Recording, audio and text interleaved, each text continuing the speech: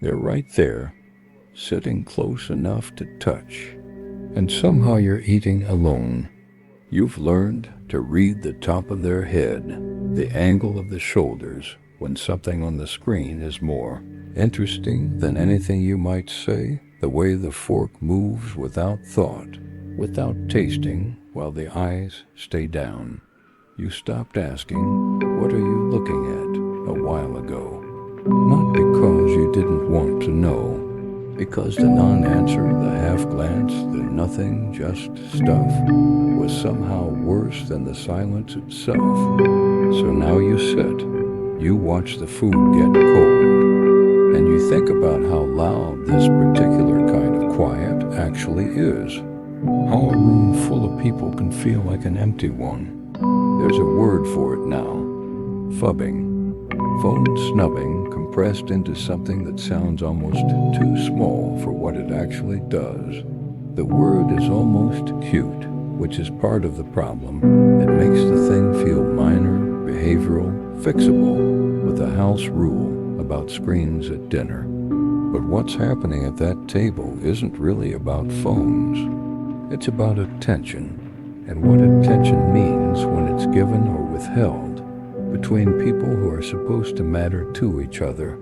Attention is not neutral. It never was. For most of human history, being looked at by someone who loved you was one of the primary ways the nervous system learned that it was safe, that it existed, that it was worth something. That mechanism didn't disappear. It just stopped being fed regularly. Eye contact is not just social courtesy. That's the part that gets lost when people frame this as a manners problem. When two people make genuine eye contact, something measurable happens. Oxytocin release, nervous system synchronization, a subtle mutual regulation that both bodies perform without either person deciding to. Infants need this to develop emotional stability. Adults need it to maintain it. The research on interpersonal neurobiology is fairly clear on this. Humans co-regulate each other's emotional states through presence, through gaze, through the thousand small signals that a face in motion sends to another face paying attention. It's an ancient system. It predates language. And it requires, as its most basic input, that someone actually looks at you. What happens across a dinner table where eyes are consistently elsewhere is not nothing. It registers, not always consciously, not always as a thought with words attached to it, but somewhere below language in the part of the nervous system that is always quietly scanning the environment for signals of connection or disconnection. For an older parent watching a child scroll, that signal is arriving repeatedly, meal after meal, visit after visit. The brain doesn't average it out into something neutral. It accumulates, and what it accumulates into over time is something that feels less like frustration and more like a slow, wordless grief. The specific pain of being present in a room where your presence is not quite landing anywhere. There's something specific that gets lost when families stop talking at meals. Something that doesn't have a clean, modern replacement. For most of human history, the dinner table was where stories moved between generations. Not formal stories, not performances, the small ones. The offhand memory that surfaces while passing bread. The thing that happened 40 years ago that somehow becomes relevant to something happening now. That kind of transmission is fragile. It requires a particular kind of unhurried, unfocused attention, the kind that only exists when nobody has anywhere else to be inside their own mind. It doesn't survive interruption well. It doesn't compete with notifications. It needs the room to be a little bit boring, a little bit slow, so that the deeper things have space to come forward. And that space has been shrinking for years now, quietly, Oral tradition sounds like an academic term, but it's just this. People telling each other things across time. Who the family was, what they survived, what they believed without ever formally stating it. Children and grandchildren absorb an enormous amount of identity, not from direct instruction, but from proximity to people who carry that identity naturally. And the way they speak and the stories they return to, and the values embedded in how they describe other people, that transmission requires time and presence and a certain quality of attention that cannot be scheduled or rushed. When the table goes quiet in the wrong way, the scrolling kind of quiet, that thread doesn't just pause, it frays. And frayed threads don't always get picked back up. Sometimes the meal ends, everyone goes home, and something that was almost said never gets said again. The grandchildren don't know they're doing it. That's not a defense, just an observation worth sitting with. Their nervous systems have been calibrated inside an attention economy that is, by design, more immediately rewarding than any conversation happening in real time. The dopamine loop that pulls eyes back to a screen operates faster than the slower, warmer kind of reward that comes from genuine human exchange. That slower reward is real. It's neurochemically real. It involves oxytocin and serotonin and a kind of deep satisfaction that screen interaction rarely produces, but it takes longer to arrive, requires more vulnerability to access, and doesn't come with a notification. So the brain, especially a young brain still learning what to prioritize, keeps drifting toward what responds instantly, not out of malice, out of training. Years and years of very effective training. And the grandparent sitting across the table is operating from an entirely different set of learned rewards. One where presence was the default, where sitting together meant something almost ritualistic, where the meal itself was a form of communication before anyone said a word. That generational gap isn't just technological, it's neurological. Two nervous systems at the same table, shaped by completely different environments, trying to connect across a distance that nobody named and nobody chose. The grandparent reaches for conversation, the way you'd reach for something that was always there, and finds the space where it used to be just slightly empty. Not hostile, not intentional, just occupied by something else, something that didn't exist 20 years ago and now sits at every table like an uninvited guest that everyone pretends not to notice.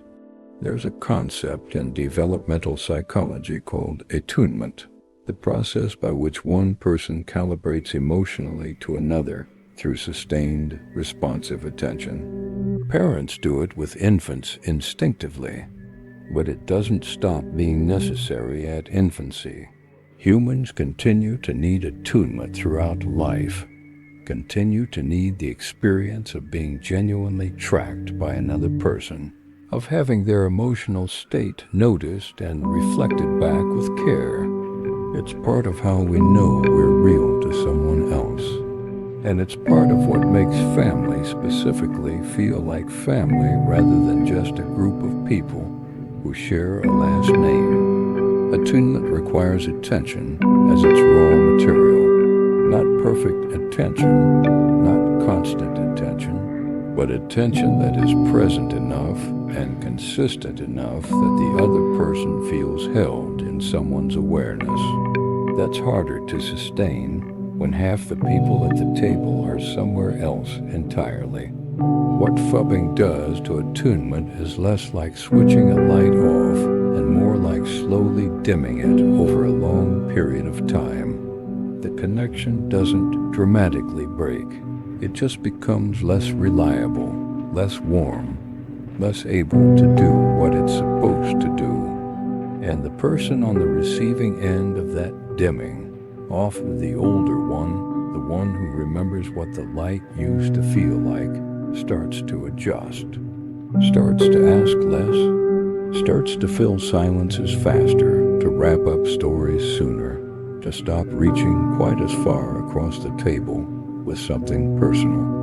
Not as a punishment, just as a quiet adaptation to a room that has been signaling, without words, that full presence isn't really what's being offered right now. The withdrawal is so gradual that nobody marks it, but it accumulates. And one day the conversation is just logistics, just scheduling. And nobody remembers exactly when it became only that. There's research suggesting that the mere presence of a phone on a table, not being used, just sitting there, face down, measurably reduces the quality of conversation between people. Not dramatically, but consistently. The topics stay shallower.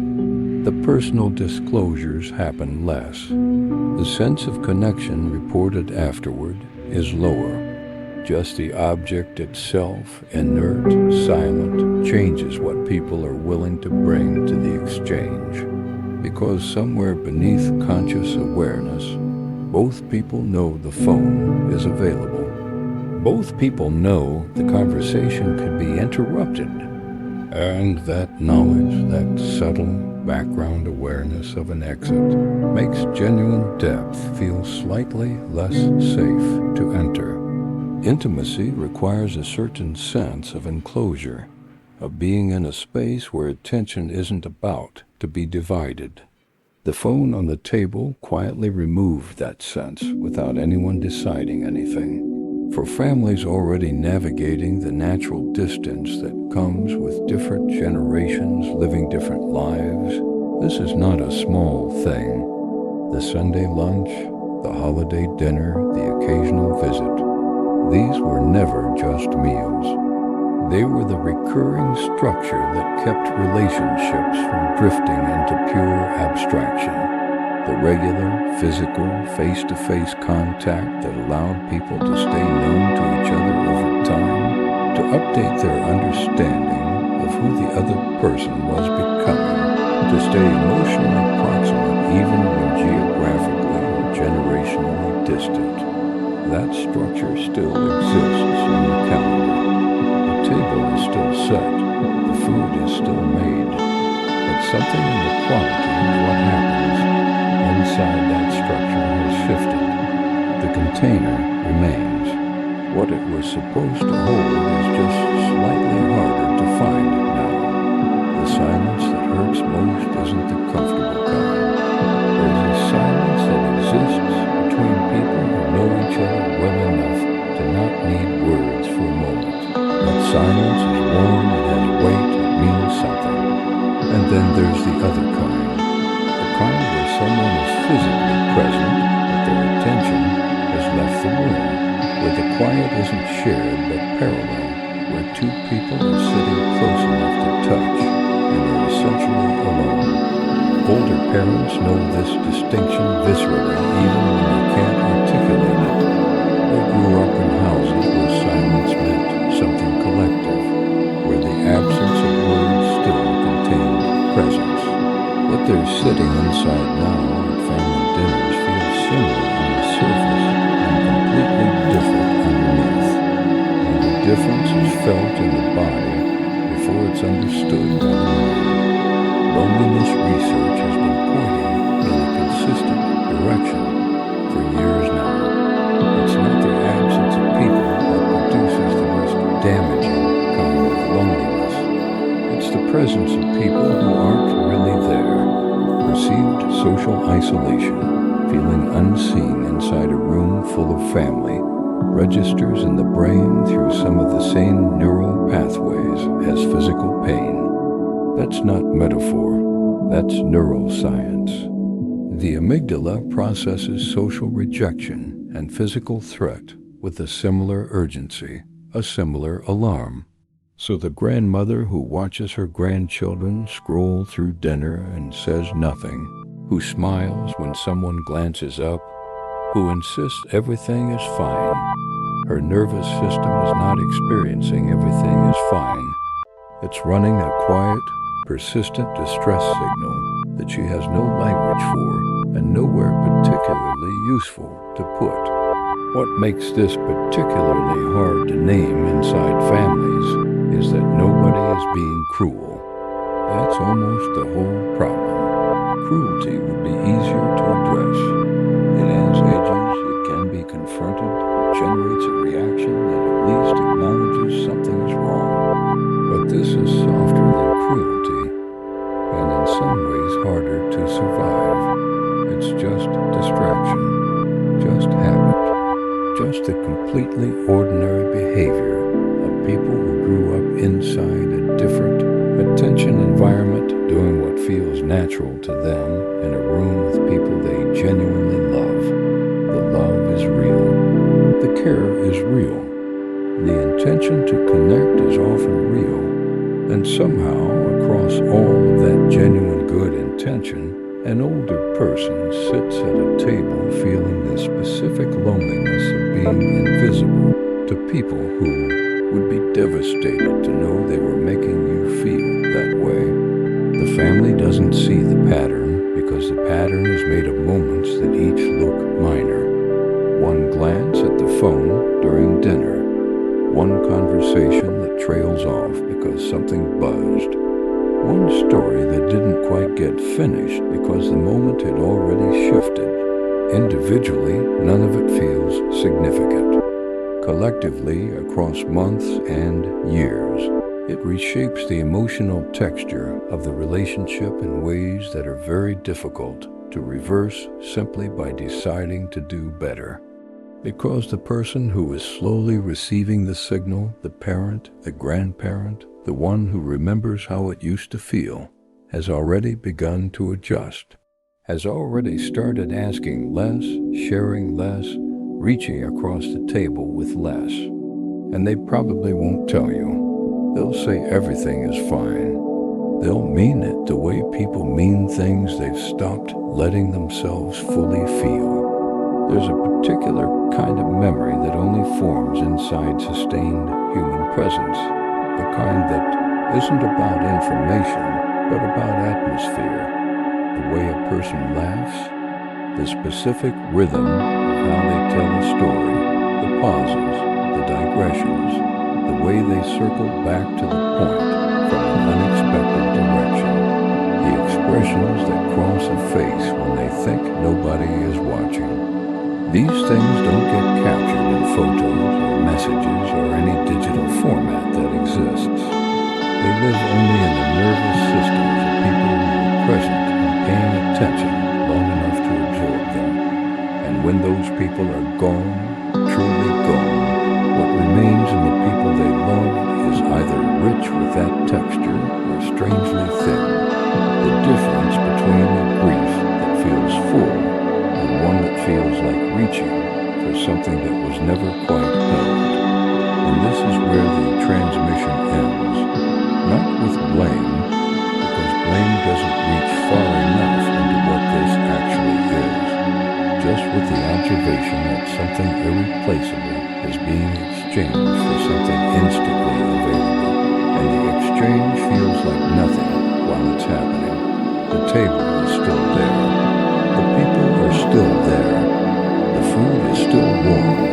But the particular human magic that used to happen in that room, the slow, unplanned, slightly rambling act of people becoming known to each other across time, that requires something the phone is always quietly competing for. And it has been winning, meal by meal, visit by visit, in houses everywhere, in the specific silence of people sitting together and being in some way that nobody has found